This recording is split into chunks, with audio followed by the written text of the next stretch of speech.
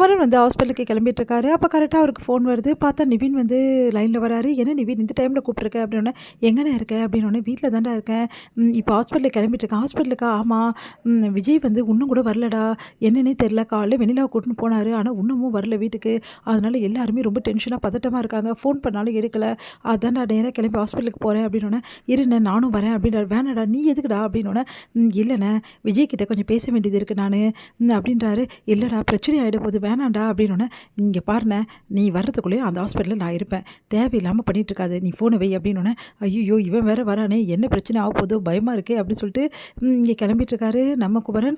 அடுத்து வந்து குமரன் ஹாஸ்பிட்டலுக்கு வரும்போதே வழியிலே நிற்கிறாரு நம்ம நிவின். என்னடா இவ்வளோ சீக்கிரம் வந்துட்டியா அப்படின்னு. ஆமாம் பின்ன எவ்வளோ முக்கியமான விஷயம் பேசணும் அதுக்காக தான் வரேன் அப்படின்றாரு. என்னடா நீ என்னடா பண்ண போகிற? விஜய் கிட்ட எது ஏடா கூடமா பேசி வைக்காதடா, பெரிய பிரச்சனை போகுதுடா. இங்கே பாருண்ணே எந்த விஷயமா இருந்தாலும் கேட்டால் தான் தீர்வு வரும் புரியுதா? சும்மா நம்மளே இருந்தால் எதுவுமே வராது. இது காவேரியோட வாழ்க்கை சம்மந்தப்பட்ட விஷயம். காவேரியோட வாழ்க்கையில் எனக்கும் வந்து வந்து முக்கியமான வந்து பொறுப்பு இருக்குன்றது உனக்கு தெரியுமா தெரியாதானோன்னா, சரிடா அதெல்லாம் புரியுதுடா, நீ நல்லதுக்காக தான் எல்லாம் பண்ணுறேன்னு தெரியும். ஆனால் இருந்தாலும் பயமாக இருக்குடா. பரவாயில்ல நீ வா அப்படி சொல்லிட்டு உள்ளே கூட்டிகிட்டு போகிறாரு. இங்கே வந்து ரொம்ப பதட்டமாக உட்காந்துருக்காரு நம்ம விஜய். விஜய் பார்த்தோன்னா வந்து 2 பேரும் வரதை பார்த்துட்டு விஜய் யோசிக்கிறாரு. என்ன இவங்க 2 பேர் வராங்க அப்படின்னு சொல்லிட்டு விஜய் வந்து பார்க்குறாரு குமரனை. என்னாச்சு நீங்கள் வந்திருக்கீங்க அப்படின்னு சொல்லிட்டு கேட்குறாரு. உங்களுக்கு என்ன ஆச்சு? ஏன் இவ்வளோ லேட்டாக வரவே வராமல் இருக்கேன்? காலைல போனது இன்னும் வரல. இங்கே வந்து காவேரி ரொம்ப கவலைப்பட்டுருக்கா. வீட்டில் எல்லாருமே கவலைப்பட்டுருக்காங்க. யாருமே தூங்கலைங்க வீட்டில் அப்படின்னோடனே, இவ்வளோ கவலைப்பட வேண்டிய அவசியமே இல்லை. எப்படி சொல்வீங்க பின்ன? கவலைப்பட வேண்டிய இல்லைன்னு தான் சொல்லுவீங்க. ஏன்னா நீங்கள் தான் உங்களை லவரை கூட்டின்னு வந்திருக்கீங்களா அப்படின்னா, இங்கே பாருங்கள் தேவையில்லாமல் பிரச்சனை பண்ண வந்திருக்கீங்களா அப்படின்னு சொல்லிட்டு நிவினை பார்த்து கேட்குறாரு. நான் ஏதோ பிரச்சனை பண்ண வரல. நீங்கள் பண்ணுறது கொஞ்சம் கூட சரியில்லை. அதை சொல்ல தான் வந்த. நிவின் அமைதியாக இருடா, நான் அதை பேசுகிறேன் இல்லடா அப்படின்றாரு குமரன். நீங்கள் அமைதியாக இருங்க. இங்கே பாரு இப்படியே கேள்வி கேட்காம இருந்தால் இவங்க இஷ்டத்துக்கு நடந்துட்டு தான் இருப்பாங்க. வந்து ஒரு பொண்ணு கிடச்சிட்டா அதுவும் ஏமாளி பொண்ணு வசதி இல்லாத பொண்ணு அப்படின்னு சொல்லிட்டு இவங்க இஷ்டத்துக்கு எல்லாம் பண்ணுவாங்களா? யாரும் கேட்குறது கேள்வி யாரும் இல்லை நினச்சிட்டு இருக்காங்களா அப்படின்னு சொன்னோன்னா, இங்கே பாருங்கள் ப்ரோ நீங்கள் பேசுறது கொஞ்சம் கூட சரியில்லை. நான் எந்த தப்புமே பண்ணல. எந்த தப்பும் பண்ணல. எப்படி தப்பு பண்ணலன்னு சொல்லுவீங்க? அங்கே வீட்டில் உங்கள் ஒய்ஃப் இருக்காங்க. ஆனால் அது கொஞ்சம் கூட யோசிக்காமல் நீங்கள் இந்த மாதிரி பண்ணுறீங்க அப்படின்னோடனே, இங்கே பாருங்கள் நான் எதுவுமே பண்ணல. தேவையில்லாமலாம் பேசாதீங்க. தேவையில்லாமல் பேசுகிறேம்மா. காலையில் போயிட்டு இன்னும் கூட வரல. ஏன் காவேரிக்கு ஒரு ஃபோன் பண்ணி சொல்லணும்னு உங்களுக்கு தெரியுதா? இல்லைங்க நான் ஃபோன் பண்ணி சொன்னேன். இல்லைங்க நீங்கள் ஃபோன் பண்ணி சொல்லலை. காவேரி ரொம்ப கஷ்டமாக இருந்தாங்க. இப்போ கூட காவேரி அழுதுகிட்டே இருந்தா. கங்காவை தான் அனுப்பிச்சி வச்சுருக்கேன். சாப்பிட கூட சாப்பிடல காவேரி. என்ன சொல்கிறீங்க நீங்கள்?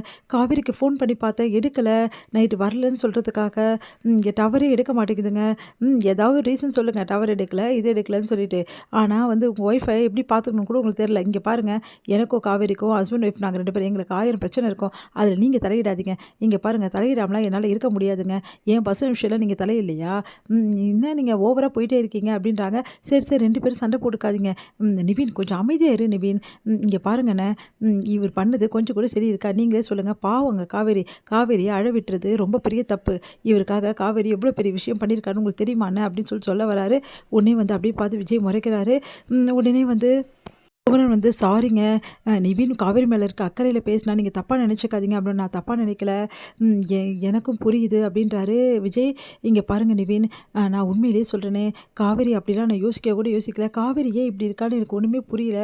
காவேரி கிட்ட நான் ஃபோனில் பேசினேன் நிவின் அப்படின்றாரு. பேசுனீங்க அப்படின்னு குமரன் கேட்குறேன். காலையிலே பேசினேன் இது மாதிரி வரேன்னு சொல்லியிருந்தேன். இல்லை நான் காலையில் கேட்டதுக்கு அவர் சொல்லிட்டு போலன்னு தான் காவேரி சொன்னா. அது மட்டும் கிடையாது. இப்போ வரைக்கும் நீங்கள் ஒரு ஃபோன் கூட அவளுக்கு பண்ணலை அப்படின்னு சொல்லிட்டு இருக்கா. அதனால தான் ரொம்ப வருத்தமாக இருக்கா. ஒரு ஃபோன் பண்ணி சொல்லியிருந்தீங்கன்னா இந்த பிரச்சனையே இருந்திருக்காது அப்படின்னு. என்ன நீங்கள் எப்படி சொல்கிறீங்க? காலையும் நான் ஃபோன் பண்ணி சொன்னேன். அப்போவும் காவேரி சரின்னு தான் சொன்னான். அதுக்கப்புறம் இப்போவும் ட்ரை பண்ணேன் எடுக்கலை காவேரிக்கு. அதனால் வந்து அவள் புரிஞ்சுப்பான்னு நினச்சேன். இவ்வளோ காவேரி வந்து குழப்பிப்பான்னு எனக்கு தெரியாது அப்படின்றாரு விஜய். இல்லை விஜய் நீங்கள் இந்த மாதிரிலாம் சொன்னீங்கன்னா காவேரி வந்து கண்டிப்பாக அமைதியாக இருந்திருப்பாளே. அவளுக்கு வந்து ஃபோனே நீங்கள் பண்ணலன்னு தானே இப்போ வரைக்கும் சொல்லிட்டு இருக்கா அப்படின்னு சொல்லிட்டு குமரன் சொல்கிறாரு. எனக்கும் அதான் ஒன்றும் புரியல அப்படின்னா, நேரடியாக காவேரி கிட்ட போய் பேசினா தான் எல்லாம் புரியும் அப்படின்னு விஜய் கிளம்ப பார்க்குறாரு. அப்போ வந்து நர்ஸ் வந்து ரொம்ப அர்ஜென்ட்டாக அவங்க கொஞ்சம் உடம்பு சரியில்லைன்றாங்க. உள்ளே போய் பார்க்குறாரு. பார்த்தா வெண்ணிலாக்கு ரொம்ப உடம்பு சரியில்லை. சரி இவங்களுக்கு உடம்பு சரியில்லை. நானும் விஜய் இங்கேயே இருக்கோம். இருந்துட்டு காலையில் நான் விஜய் கூடவே கூட்டிகிட்டு போகிறேன். நீ கிளம்பு நிவின் அப்படின்னோடனே, சரிண்ணா நான் கிளம்புறேன் நீங்கள் பார்த்துங்க அப்படின்னு சொல்லிட்டு நிவின் கிளம்புறாரு. இங்கே வந்து கங்கா வந்து ரொம்ப மனசு கஷ்டத்தோடு இருப்பாளே. என்ன ஆச்சுன்னு பதறி இருப்பா. முதல்ல கங்கா கால் பண்ணான்னு சொல்லிட்டு கால் பண்ணி பார்க்குறாரு. ஃபோன் எடுக்கலை. இங்கேருந்து ஃபோனே போக மாட்டேங்குது. சரி வெளியே போய் பேசலாம் அப்படின்னு சொல்லிட்டு குமரன் வந்து ஃபோன் எடுத்துகிட்டு வெளியே வராரு. இதோடு முடியுது.